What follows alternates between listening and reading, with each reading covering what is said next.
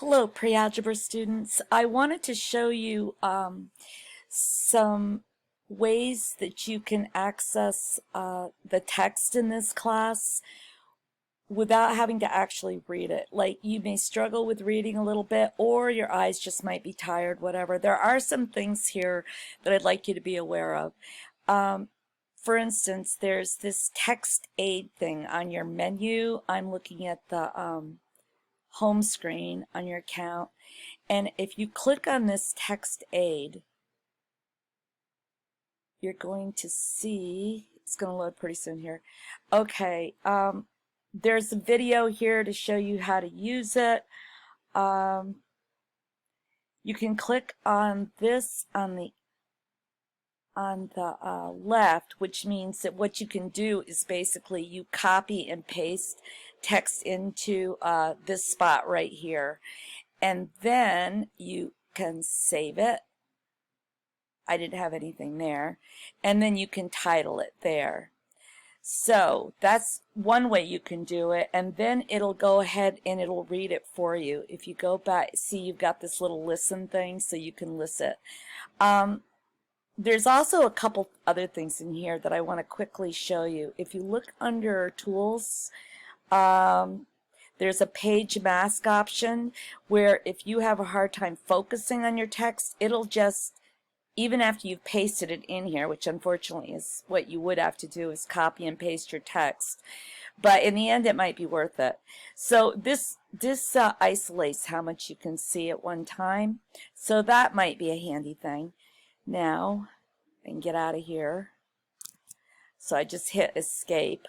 Go back to Tools. There's a reading ruler, which is sort of like the same kind of thing. You can follow along as you read. So, and then the last thing I want to show you, again, I'm hitting escape to get out of there. All right, there's a calculator.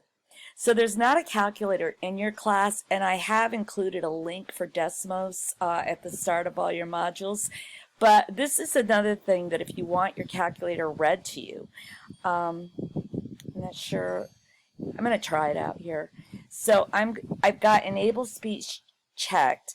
So I'm just going to go like 2 times 2.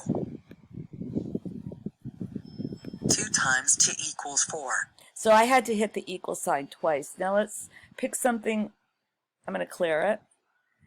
And then I'm going to go 7 times 6, 3.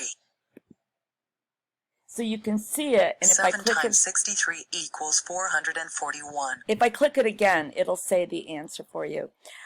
However, I think, as you can see, this calculator is really basic for a function. It does not have any options for square roots or finding exponents on a number or putting in parentheses. So I really think you're going to be better off in most cases for when doing calculations to use Desmos. So there's one more thing I wanted to show you though. So I'm going to get out of here if I can figure it out. Seems like there'd be an X here somewhere. I have a hard time getting out of it. So here, I'm back. I just kept hitting the back button. So there is another way, though. If you, I don't know if you can see it. If you're using a Mac, you can get up to, let me see if I can move the thing here. And I can't figure out. Okay, so, all right, so I've somehow lost the class. Where'd it go? There it is.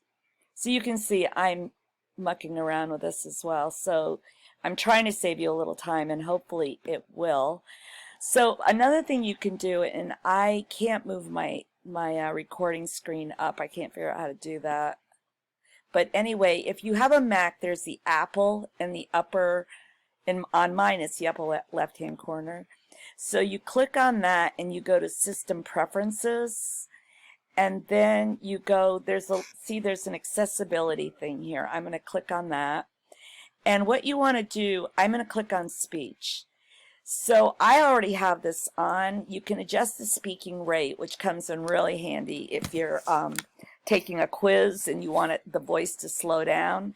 I would not click enable announcements because I accidentally did that, and every time I opened it up, whether I wanted it to or not, it was reading out loud everything on my screen.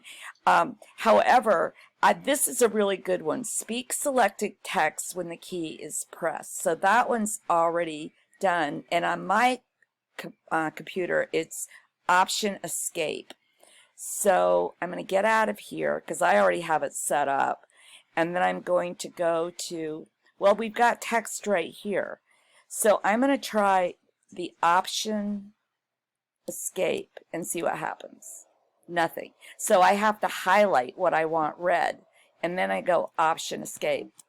After completing this lesson, you will be able to say, I know what standards were used to develop this class. I know how to find and use course icons, features, and navigation. I can identify the important parts of the lesson. I know what materials are required for this course. I am familiar with some tips. And then After completing this lesson, and then you go Option Escape again to make it stop talking, which is what I just did. So hopefully this helps you a little bit, and when I have a little more time, I'll go in and clean up this screencast so it's maybe not so confusing. But I hope this helps a little bit.